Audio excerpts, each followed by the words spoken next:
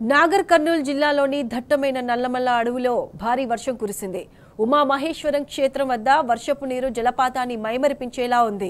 ఎత్తైన భారీ కొండల నుంచి జాలువారుతున్న వరద జలపాతాన్ని తలపిస్తూ పర్యాటకులను భక్తులను మంత్రముగ్ధుల్ని చేస్తుంది.